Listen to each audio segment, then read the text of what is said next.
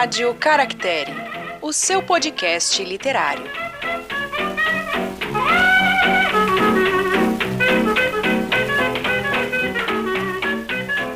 Olá, livrólicos de plantão! Sejam muito bem-vindos a mais um episódio da Rádio Caractere. Eu sou Suzane Madruga. E eu sou Glênio Madruga e prestem atenção, estou revolucionário hoje. Ixi. Episódio de hoje, Malva, de Maxim Gorky. Malva, senhores. Não é um chá. Pode ser, mas não é. É um conto. De Máximo Gorky. Quem foi esse senhor, afinal de contas? Foi Alexei Maximovich Peshkov. Pois é, não tinha Gorky no nome original dele. Ele foi um autor russo que nasceu em 1868, faleceu em 1936 e, entre um ponto e outro, viveu uma vida mas bem interessante. Bem movimentada. Bem movimentada.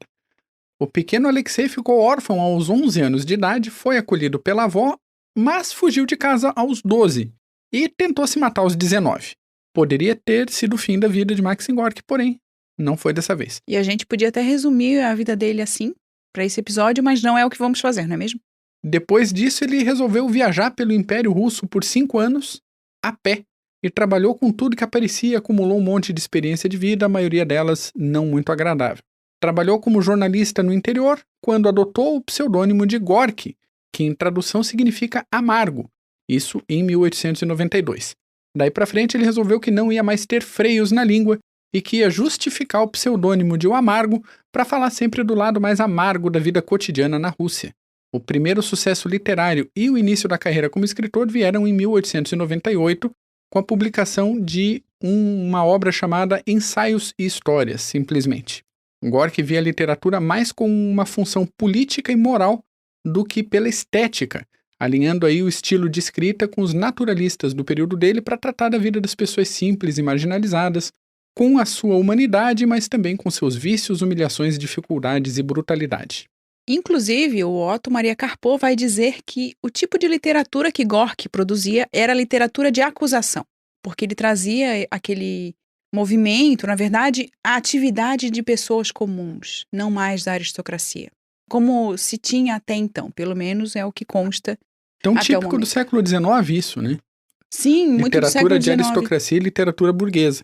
Tanto que ele fazia essa ligação entre esses autores do século XIX, toda uma tradição de escrita até Tchekov, e a partir daí ele faz uma ligação com a galerinha que o Glênio já vai comentar mais adiante, que são os escritores soviéticos. Já no ano seguinte, 1899, ele se aproximou do movimento marxista, e essa aproximação foi benéfica para todos os envolvidos. Foi preso várias vezes porque ele se opunha abertamente ao regime czarista, virou amigo do Lenin, voltou para a cidade natal só para abrir um teatro e, com isso, poder escrever e mostrar as peças que ele escrevia com menos, como é que é a palavra? Censura. Então ele fazia o que ele queria no teatro dele, pronto, e estava melhorando de vida. Eu não preciso de ninguém, mentira, mas continua. Ele ficou até um pouquinho mais otimista nesse período, mas só um pouquinho, porque em 1905 aconteceu o Domingo Sangrento, foi aquele massacre que disparou uma revolução, a primeira revolução socialista, que alterou os ânimos da Rússia, levou um monte de gente para uma abordagem mais radical na vida política russa. Nesse ponto, a vida dele começa a ficar mais agitada. Não estava agitada ainda. Imagina, agitada agora. Não teve nada. Uma vida pacata, simples, tranquila.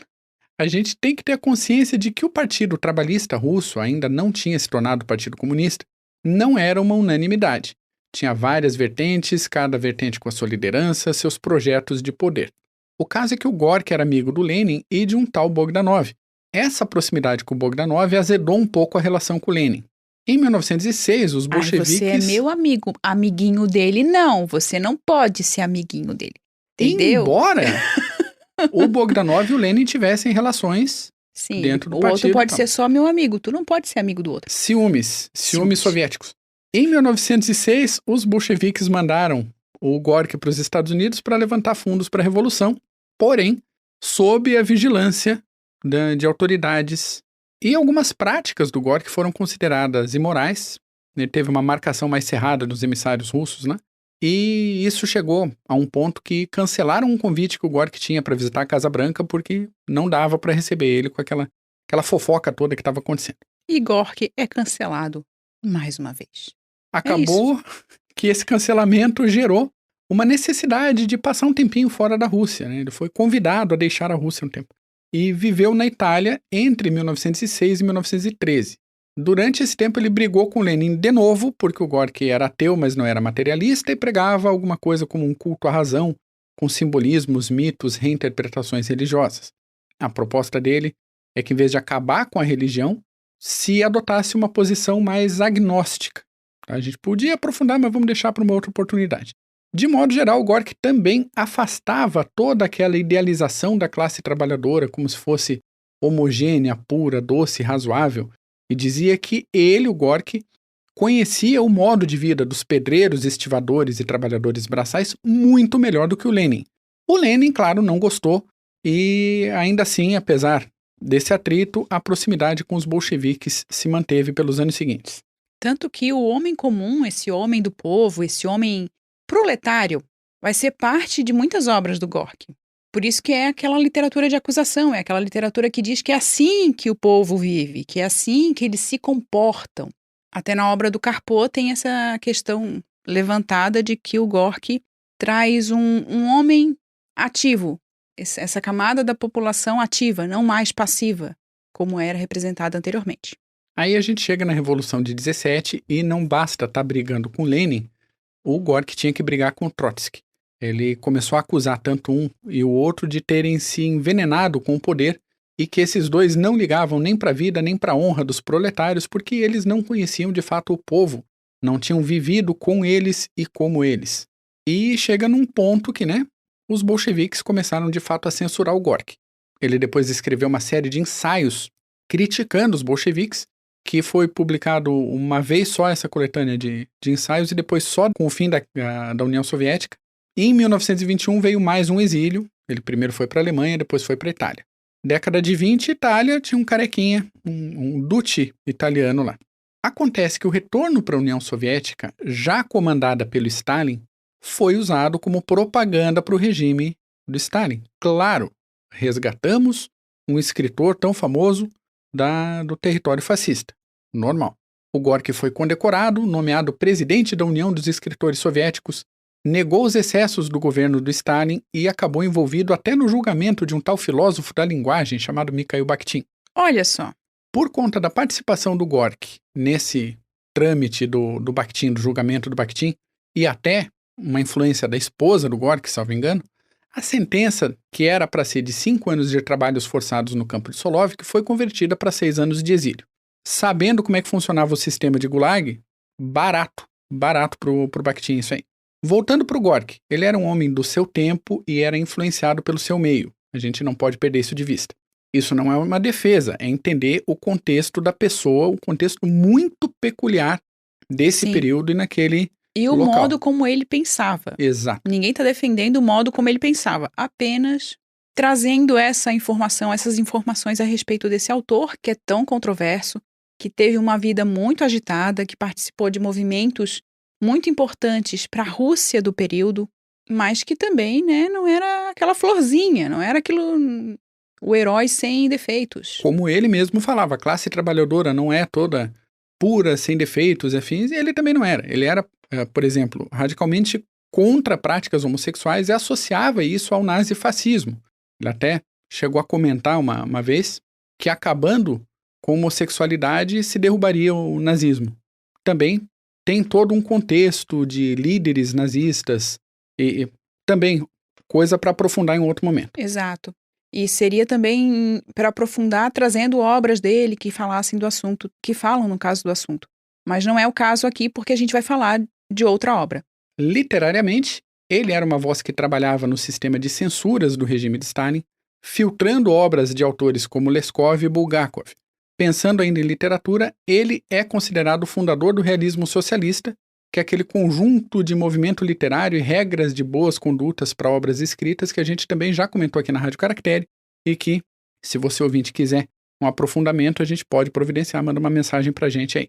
Ainda assim, o Gorky continuava sendo o amargo, e tudo bem ele se indispor com o Lenin, com o Trotsky, só que começar a se indispor com o Stalin, a coisa não ficou mais difícil para ele. Ficou um pouco mais chata. Em 1934, subitamente o filho do Gorky falece, o Gorky é colocado em prisão domiciliar, Stalin decretou um lockdown no Maxim Gorky, e em 1936 ele faleceu oficialmente de pneumonia. Por que essa ênfase no oficialmente?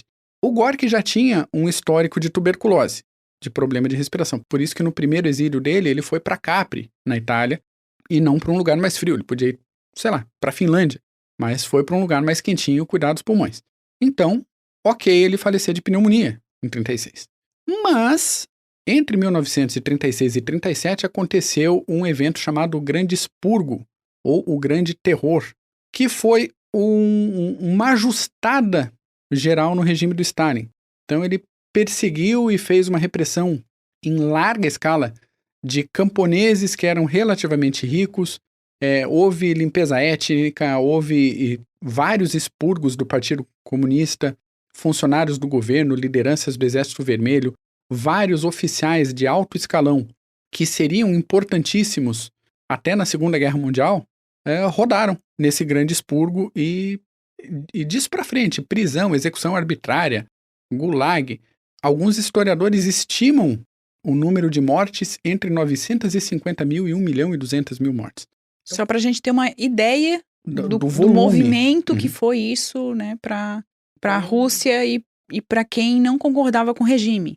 Exatamente. Ou para quem tinha ali alguma discordância. Não era nem para só quem discordava, não era só o outro. Era para quem estava dentro do regime, para quem apoiava o regime também. Então isso é importante a gente saber. E daí rodar um escritor com tanta autoridade sendo perseguida nesse movimento aí não é estranho. Então essa questão de como ele morreu, o motivo da morte ainda é discutida e disputada por historiadores e tal. Não temos dados para bater e falar foi isso e pronto. Aqui na Rádio Caractere a gente já trouxe uma obra dele no episódio 6 do Podmas, que foi uma série de episódios natalinos que a gente fez em 2019. Exatamente. Então estamos chegando em dezembro já. E se você quiser escutar sobre algumas histórias natalinas interessantes, a gente tem uma série. E o link para essa série de episódios está aqui na descrição do episódio. Além disso, também essa série tá no YouTube numa playlist específica do Podmais 2019. Tá lá para você ouvir. Tem vários autores, tem obras diferenciadas, tem conto, poesia, tem história bonitinha. Gente... Tem história triste, tem de tudo. Tem histórias, assim, belíssimas, inclusive para esse momento natalino. Mas o episódio de hoje é sobre Malva. Que é um conto ou uma novela, dependendo de quem classifica, lá do início da carreira do Gorky, de 1897. Pelo não aprofundamento, eu diria que é conto. Não o aprofundamento dos personagens. Estamos aí. Vamos chamar de conto. Esse conto que a gente tem aqui para analisar hoje foi traduzido por Manuel Ribeiro, publicado na Amazon, tá em e-book baratinho. Link do quê? Link da Amazon na descrição do episódio. Exatamente. Tá em português europeu, não tá em português brasileiro, e foi publicado em 2014. O que a gente tem nesse conto? Malva. Malva é o nome da personagem principal. Uma mulher muito maliciosa, muito bonita, de formas muito sensuais, ou melhor dizendo, que se veste e se apresenta de uma maneira muito sensual. Ela se envolve com Basílio. O Basílio é segurança numa vila de pescadores. Inclusive, tem uma questão muito importante sobre a reflexão entre solidão, reflexão se ele está preso, que aquilo não é liberdade, que aquilo não é bom. Porque o Basílio vem do campo, né, onde ele tinha a terrinha dele, ele vendia as coisinhas dele, mas no campo se passa muita fome. Como a gente vai ver, por exemplo, com a chegada do filho do Basílio, o Iakov. E o que a gente tem nessa questão, nesse conto? A gente tem um triângulo amoroso, na verdade, um quadrado amoroso.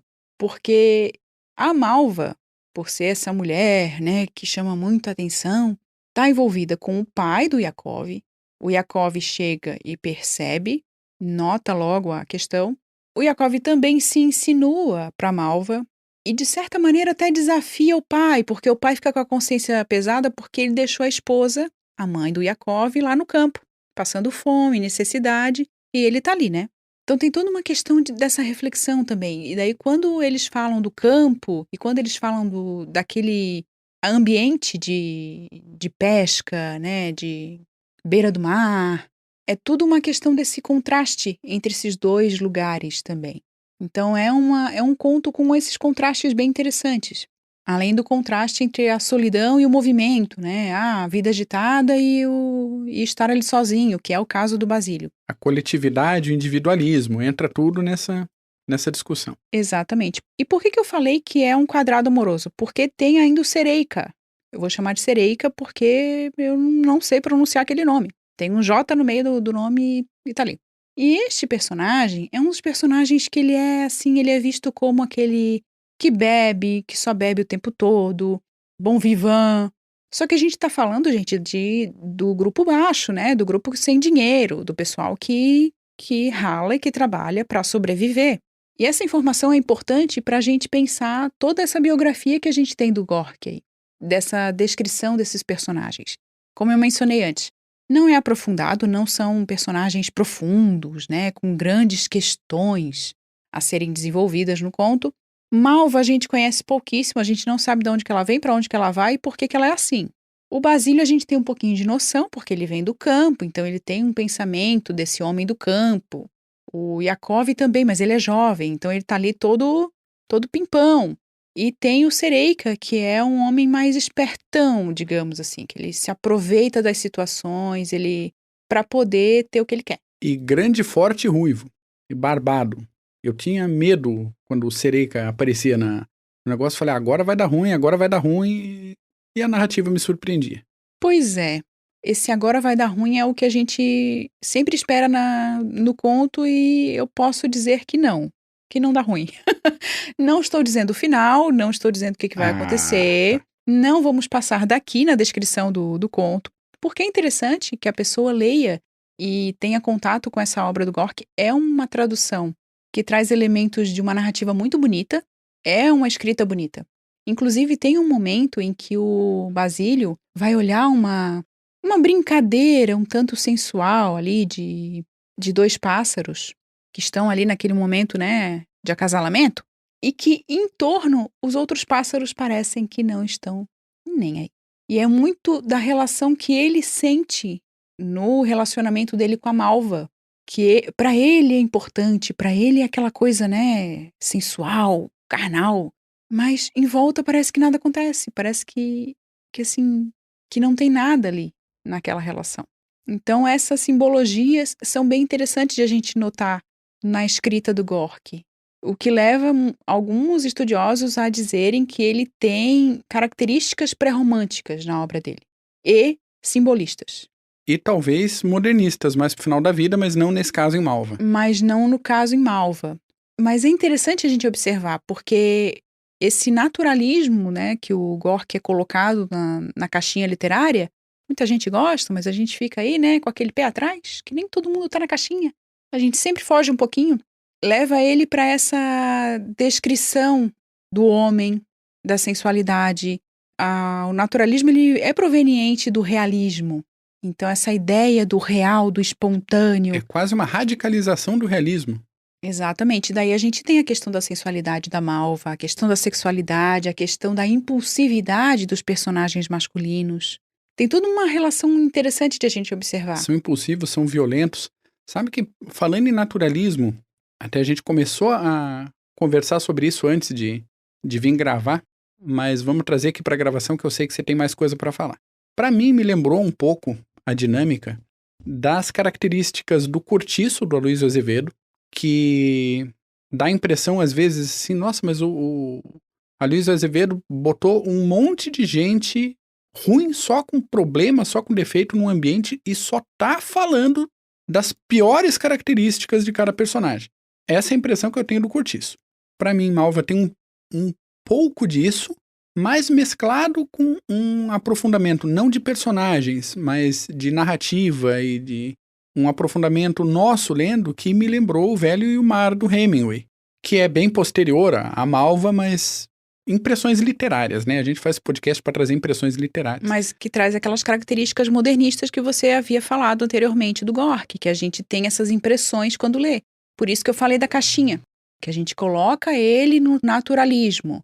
A gente, os críticos literários, obviamente, né? Colocam ele ali no naturalismo e dando aquelas escapadas para outros códigos culturais e literários. Pois é, o Basílio me lembrou muito o pescador Santiago, né?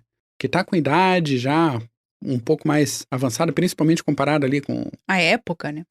Que ele... Ele fica pensando muito na vida. E ele sente uma necessidade de se provar para a comunidade em que ele está envolvido. E também é um livro que se passa numa comunidade de pescadores e tal.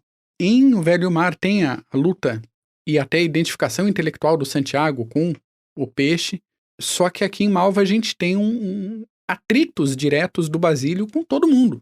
Só falta ele dar soco na areia da praia, porque tem esse negócio de ser violento. De ser violento, de ser mais visceral, assim, que já puxa um pouco pro curtiço. Então, minha cabeça eu acho que está um pouco confusa. Enquanto referência para a minha leitura de Malva, eu já tenho outro autor, na verdade. Eu tenho outra obra, que é Riacho Doce, de José Lins do Rego. Tem essa relação muito com esse ambiente de mar, esse ambiente em que o corpo tá mais à mostra, ou, né, tá mais, como é que eu vou dizer, tá mais com aquela energia, né, de mar, calor. Inclusive, em determinado momento, 2 personagens caem na água e tem todo aquele movimento de um tanto sensual. Mão naquilo, aquilo na mão, aquela coisa toda. E a gente fica... E para mim, assim que eu comecei a ler, eu tive a impressão assim, nossa, eu conheço um pouco dessa narrativa. E daí, com o tempo, eu fui lembrando da narrativa do José Lins do Rego em Riacho Doce, que tem um pouco desse tom de descrever o lugar, descrever as emoções, descrever essa sensualidade. Mas se você aí já leu Riacho Doce, quem sabe pode ajudar mais com essas descrições. Faz muito tempo que eu li Riacho Doce, mas esse conto do Gorky me lembrou o tipo de narrativa. Não o tipo de história, mas o tipo de narrativa, o modo como é descrito o ambiente e as pessoas. Mas voltando aqui a Malva, a gente tem um conto rápido sobre essas relações entre esses 4 personagens, a gente não tem mais que isso, sem aprofundamento dos personagens, sem aquele aprofundamento de não simplesmente saber da história deles, mas saber o que eles estão sentindo. A gente tem até um pouco do que está sentindo o Basílio, mas não tanto. Em determinado momento já vai para outro personagem, e daí a gente tem um pouquinho quase uma onda, praticamente uma onda do mar, indo e voltando, e daí a gente não fica preso num personagem só. Isso é interessante. Para quem assumidamente tinha problema com estética, que era o caso do Gorky, tá bem arrumadinho o conto. Inclusive, Karpov vai dizer que, estilisticamente, Gorky se aproxima do Tchekov no final da sua produção, na sua produção mais ruinzinha, assim. E também vai dizer que, e aqui eu abro aspas, porque o Karpov vai dizer assim, Gorky cumpriu, para as camadas baixas do povo russo, a mesma missão que Dickens cumprira, com os recursos diferentes do sentimentalismo humorístico para as classes médias da Inglaterra.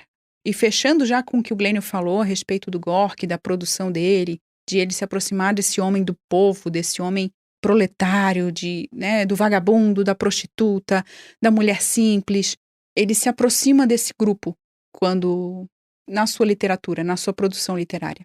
E daí traz esses elementos do que o Karpov considera um tanto ruim da estilística do Tchekov.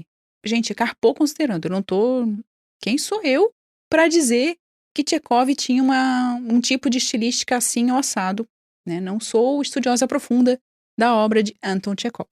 Mas a gente tem episódio aqui na Rádio Caractere, então fica aí a recomendação para conhecer. De qualquer modo, Karpov relacionar o Gorky ao Dickens não quer dizer que os dois tinham a mesma ideia acerca do que era o povo, de como funcionava o poder, mas sim de como o texto deles chegava a essa população, né, a esse grupo que não era muito considerado na hora de criar política pública, na hora de de refletir sobre esse povo. Sempre eram considerados os pobrezinho, tadinho e que não tem nada. Ou como uma massa homogênea que todas as pessoas precisam das mesmas coisas o Sim, tempo é todo. todo mundo igual. Uhum. E daí é nisso que o Karpov faz essa comparação e que parece ser bem interessante se a gente observar a importância do Gorky para a literatura russa, para o povo russo. Né? Se por um lado ele tem ali um comportamento um tanto controverso, um tanto difícil de ser aceito, a gente tem por outro lado ele conversando com essa massa e dizendo é assim que esse povo pensa. Ah, olha só, essas pessoas, elas aceitam o que ele escreve. Por quê? Porque ele escreve como elas talvez agiam aproximadamente. Ao contrário de tantos outros autores e teóricos, a vida dele prova, ele esteve lá, ele viveu com eles e como eles. Ele vivenciou né, ele teve essas experiências e por isso coloca na sua obra essa carga de experiência que ele teve junto a esses grupos que não eram os grupos mencionados ou colocados nas obras, por exemplo, do Tolstói, a quem ele faz muitas críticas, né, por causa dessa não aproximação com esse grupo, com a camada mais pobre da população russa. E falando em camada mais pobre, eu também não estou falando que todo mundo era igual, pobre do mesmo jeito, vivia do mesmo jeito. Tanto que a gente tem uma diferenciação importantíssima aqui no conto, que é de quem vivia no campo e quem vivia ali, na beira do mar. Falando em Tolstói ainda, a gente vai trazer o Tolstói em breve na Rádio Caractere. Assim espero. Que ele faz um retrato bem interessante dos mujiks. Ele dá um desenvolvimento de personagens e da visão desses personagens sobre os mujiks que é interessantíssimo. E que acaba sendo um outro modo de ver a situação colocada aqui pelo Gorky. Exato. Aqui não, na verdade, mas nesse momento. Nesse momento. E acredito que é isso que a gente pode dizer a respeito de Malva, a não ser do nome, não é mesmo? Porque, como muita gente deve conhecer, Malva pra gente aqui é chá. Enfim, tem várias possibilidades de melhora da saúde com o chazinho de Malva. Mas, na verdade, é o quê? Então, temos os dois lados de Malva. Flores e folhas. Não, calma. Primeira personagem, que a gente deu pouca atenção pra personagem. Ela é, como você falou, uma personagem feminina que sai daquele estereótipo da mulher da classe trabalhadora. Ela é decidida, ela é sedutora, ela é consciente do poder dela enquanto mulher. Embora ela não saiba exatamente o que ela quer da vida, ela também é um pouco perdida nessa dinâmica. E esse movimento, essa construção de personagem aí faz parte de toda uma construção de uma nova imagem de mulher revolucionária, ainda que lá em 1897. A gente entende isso, esse comportamento, essa construção, não vou dizer principalmente, mas também de acordo com os escritos de uma teórica revolucionária da segunda metade do século XIX, início do século XX, que se chamava Alexandra Kollontai. Ela, inclusive, elogiava as personagens femininas do Gorky, não só a Malva, mas outras personagens também. Então tem toda essa mudança de estrutura de pensamento. Se a gente pegar, por exemplo, uma personagem do Tolstói, como a Anna Karenina, ou a Kitty, mantendo a discussão dentro do livro Anna Karenina, não tem nada a ver essas personagens com uma Malva. E por mais que a gente saia um pouquinho da literatura russa e vá lá para a literatura francesa ver Carmen, por exemplo, a gente vê também uma diferença um tanto interessante ali. Carmen sabia o que queria.